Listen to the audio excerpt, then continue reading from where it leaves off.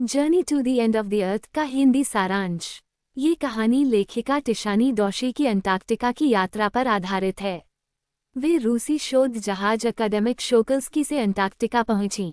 लंबी यात्रा के बाद जब उन्होंने अंटार्कटिका की विशाल बर्फीली भूमि और नीले क्षितिज को देखा तो वे उसकी सुंदरता, विशालता और एकांत से बहुत प्रभावित हुईं।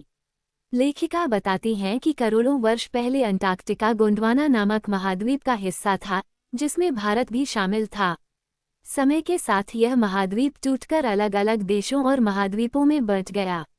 अंटार्कटिका हमें पृथ्वी के भूवैज्ञानिक इतिहास और विकास को समझने में मदद करता है। कहानी में मानव गतिविधियों के कारण बढ़ते ग्लोबल वार्मिंग, वैश्विक तापमान वृद्धि और जलवायु परिवर्तन की समस्या पर भी प्रकाश डाला गया है।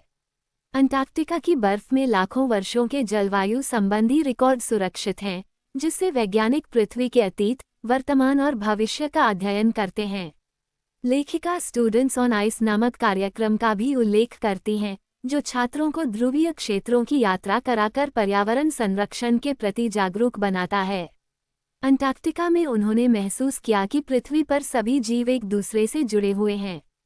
छोटे से फाइटोप्लैंक्टन से लेकर बड़े समुद्री जीवों तक सभी प्रकृति के संतुलन को बनाए रखने में महत्वपूर्ण भूमिका निभाते हैं।